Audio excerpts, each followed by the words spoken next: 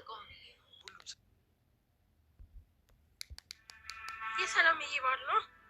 ግን እናቴ ሌላ ልጅ አላት አባይ ይኖራት ደስ ይልሻል ወይ? በቷን ደኩል እንደ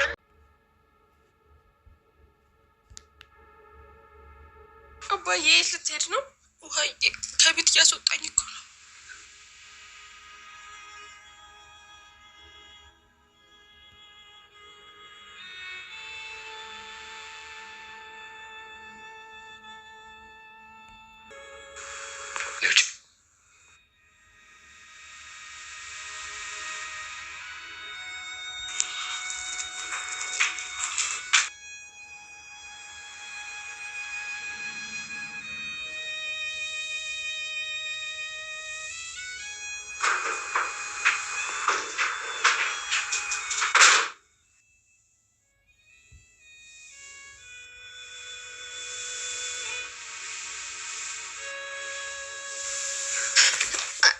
ደረጀ እኔ ምልከተላት አብሬያት ልጅ ተቀበጪ ማንም ሰው እሷን እንዲከተላት አልፈልግም። ማንም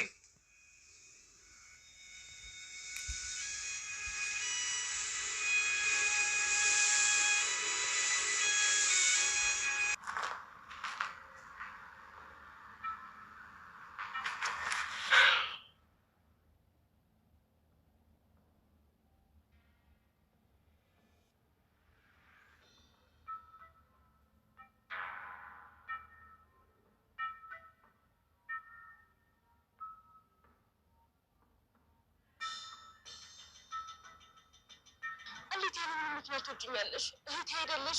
ዘመድ አይደለሽ? እናት አይደለሽ? እንዴት ነው የምትወጂኝ? ይኸውልሽ ኤቢ ስለተዋለድሽ ብቻ እኮ አይደለም እህት መሆን ማለት በቃ አንድ ህይወት ትሆኛለሽ። አንድ ቤት እስካለን ደግሞ በቃ እህትሽ ነኝ። ሰሚኛለሽ? አንድ እህት ብቻ ነው ያለኝ። እሺ ገርምኛለሽ። ያንቺ እናትና አባት ስንት ሰው እንደሚመኛቸው ብታውቂ አይደል? በውድቅ ትላሌት ልጆቹን የሚያባረሩ እናትና አባት እንዳልሽ ብዙ ሰው ይመኛቸዋል። ኪድዬን ኤቢ አንቺ ያጠፋሽው ጥፋት ቀላል ነገር ምን አለበት በቃ በእኔ ምክንያት እማይሆን ችግር ውስጥ ባትገቢ።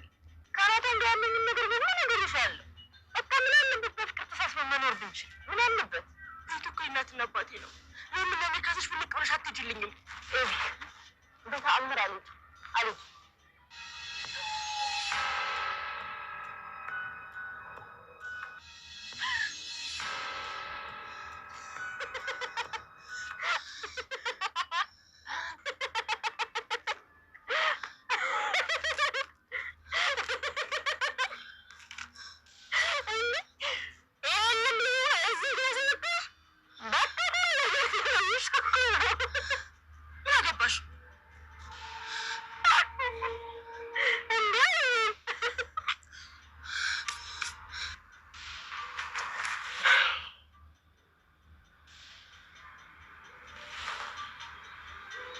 ምነው ዳጣ እህትሽ እንደሆነች ባወቅሽ የእህትነት ትርጉም ይገባሽ ነበር። ዳጣ ይህን ሁሉ ዘመን ሳላውቅሽ ለምን ነው?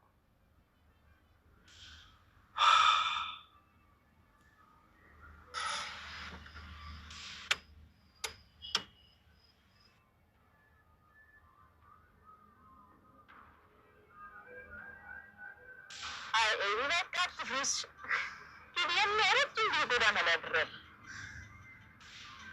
ለዛ ነው የማትፈሪው? አዎ አልፈራም፣ ምክንያቱም ስለማውቀው። የምታውቂው ነገር ደግሞ አያስፈራም። እዚህ ዓለም ላይ ትልቁ የሚያስፈራው ምን እንደሆነ ታውቂያለሽ? ሞት ነው።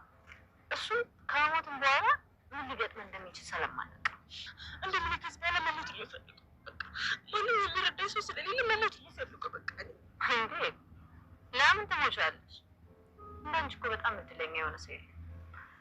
የእናትና አባት ቁጣ እኮ ይናፈቃል።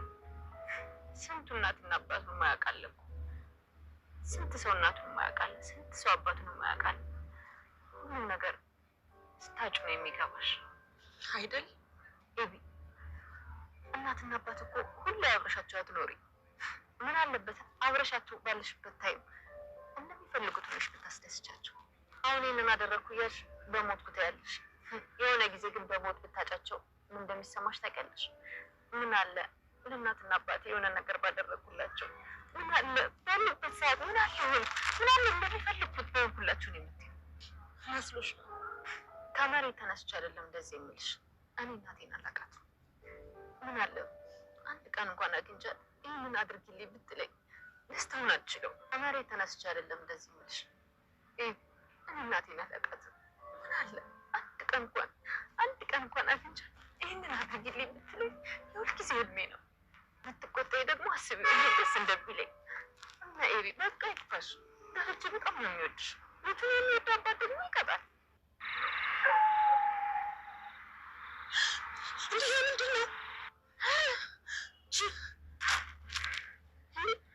እንጃ ኤቢ ችግር መሰለኝ።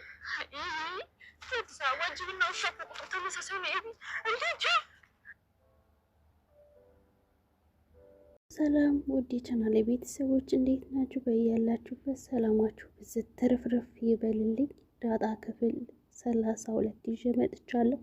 አብጌል እንግዲህ በሰራችሁ ስራ ተቀጥታለች። ቅጣቷም ውጭ ጎዳና እንድትወጣ ተደርጋለች። ምክንያቱም አባቷ በሚያጣራው አጣርቶ እንግዲህ አብጌል እንደመረዘቻትና መርዝን እንዳደረገችው ታውቆ ከቤት ወጣ። የእናት አባትን ጥቅምና በራሷ የመኖር በራሷ የመቋቋም አቅማ ምን ያህል እንደሆነ እናት አባት የሚያስፈልጓት ያንን የምትረዳበት ጊዜ እንዲሆናትም ከቤት አስወጥተዋታል ማለት ነው። እናም አባዬ ተው ብትለውም ውሃ ማንም ሰው እንዳይከተላት ማንም ሰው ምንም እንዳይል ብሎ አስጠንቅቋቸዋል። ዳጣም ልከተት ዳጣ ቁጭ በይ ብሎ በንዴት አስቀምጧታል። ዳጣ ግን በጣም ትወዳታለች፣ በጣም አዝናላታለች። የጎዳና ህይወት ስለማታውቅም ይጎዳታል ብዬ ነው ብላም ዳጣ እንትን ለማለት ሞክራለች። ዳጣ ምንም አልቻለችም። እናቴንም ደግሞ አስተዋውቀኝ እስኪ ወይ ፎቶዋን ክትሳለኝ ወይ ስትልም ጠይቀዋለች። ምክንያቱም ከእናቷ ማለት ነው ስትል አባቷን ደረጀን ጠይቀው ነበረ። ማርታ ደግሞ በጣም ታሳዝናለች። ጥሩ እናት ናት፣ ሳታውቅ ነው ያደረገችው እያለችም እንግዲህ ጥፋቷ ቀላል ባይሆንም የእናት አንጀት አይችልምና እናቷ በጣም ሰፍሰፍ ብላለች። ውሃም እንደዚህ ተጨንቃለች። ዳጣም እንደዚህ በአብጌል መውጣት በጣም ሁሎች ተረብሸዋልና ዳጣ እንግዲህ ሹልክ ብላ ሂዳ ከአብጌል ጋር አብራት አድራለች፣ ጎዳና ላይ ማለት ነው። እና የጎዳና ህይወት እንዴት እንደነበረ የእናት አባት ቅጣት የሚቆጣት እንዴት እንደሚናፍቅ ባሉ ሰዓት ምን አለ ይህም ባደርግላችሁ የምትይበት ሰዓት እናት አባቶችሽም ስታጣቸው የሚገባሽ ምን አለበት እንደሚፈልጉት ብትሆኝላቸው እያለችም ስትመክራት ነበር። እኔ እኮ እወድሻለሁ፣ ለምንድነው እንደዚህ ትሆኚ፣ ለምንድነው እኔ ጋር መጥሽ የምታድሪም ስትላትም አብጌል አይደለሽ እህቴ፣ ለምንድነው እንደዚህ የምትሆኚው? አንድ እህት ብቻ ናት ያለች እሷ መሆናት ስትልም ጠይቃት ነበረ። አይ እህት መዋለድ ብቻ አይደለም እንትን የሚለው አብረን እስካለን ድረስ እህቴ ነሽ ብላም ዳጣ መልሳላታለች። አብጌል ግን ምንም አይገባትም። እናት አባት አሁን የለኝም፣ እናት አባት እያለው ማነው ውጭ ላይ ልጁን አውጥቶ የሚጥል ስትልም አብጌል ተናግራለች። አይ ደረጀ የሚቆጣሽ እንዳንቺ እድለኛ ማንም የለም፣ እድለኛ ነሽ አብጌል። አባትሽ የሚቆጣሽ የሚቀጣሽ ስለሚወድሽ ነው፣ በጣም ይወድሻል ስትልም ጠይቃት ነበር። ስለሚወደኝ ነው ጎዳና ላይ ወጥ ጣለኝ ስትልም አብጌል ትመልሳለች። አይ አሁን ላይ በነገራችን ላይ አይገባሽም ስትልም ዳጣ ትላታለች። እኔ ከኔ ህይወት ተነስቼ የምልሽ እናቴን አላቃትም፣ እውነት ነው የምነግርሽ። እናቴ ኑራ ምን አለ እንዳንቺ ብትቆጠኝ፣ ምን አለ ይህን አድርጊ ብትለኝ ስትልም ትነግራታለች። እና አብጌል ብቻዋን ቁጭ ብላ በነበረችባት ሰዓት ሰካራም መጥቶ እያላት እንትን እያላት ነበረ። ማነህ አንተ ልቀቀኝ፣ አትንከኝ፣ ለምንድነው የምትነካኝ ብላ እሱን ለማምለጥ ትሞክራለች። ማርታም በጣም አዝና ደረጀ ለምን በዚህ መልኩ ለምን ቀጣሃት ብቻዋን እያለች ምትናል። አይታወቅሽም እንዲያጠፋችሁ ጥፋት እኮ ቀላል አይደለም፣ ደሞስ በራሷ መኖርን ትልመድበት እያለም ማርታን ለማጽናናት ይሞክራል። እናም ያሰካራ እንግዲህ አብጌልን እየታገላት ነበረ። አብጌል በሚታገላት ሰዓት ዳጣ ድርሳ እንግዲህ አስጥላታለች ማለት ነው።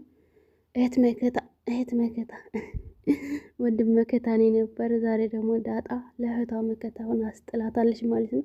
ውሻን በምታይ ጊዜ ወይኔ ወይኔ ውሻ ስትላትም እኔ ውሻ ጋር ነው የኖርኩት የለመድኩት ነው ትላለች። አንቺ እኮ ለምደሽዋል ትላታለች። አዎ የለመድኩት ደግሞ በቃ ስትልም በዛ መልኩ ትናታለች። እህትሽ መሆኗን ምን አለ ባወቅሽ እያለ ደረጀም መኪና ውስጥ ሆኖ እያያቸው ነበር ሁለቶችን ዳጣና አብጌልን ማለት ነው። እናም መጨረሻ ላይ ምን እንደታያቸው አላውቅም። ወይኔ ጅብ ነው መሰለ እየታሰረ ምናምን የሚመስል ነገር አይተው ወይኔ ጅብ ነው መሰለኝ ያየሁት፣ ኧረ ወይኔ እየተባባሉ ነበር ማለት ነው። እናም እንግዲህ በዚህ መልኩ ትማራለች ብዬ ተስፋ አደርጋለሁ። ነገሩ አሁንም ራሱ አልተመለሰችም። እንደዛ እያሏት ምንም አይገባትም፣ ከተንኮሏ አትወጣም ማለት ነው። እና እንግዲህ ማለት ነው ውድ ቤተሰቦች ዛሬ ቪዲዮ ይህን ይመስላል። በሌላ ቪዲዮ እስከምንገናኝ መልካም ጊዜ ይሆንላችሁ።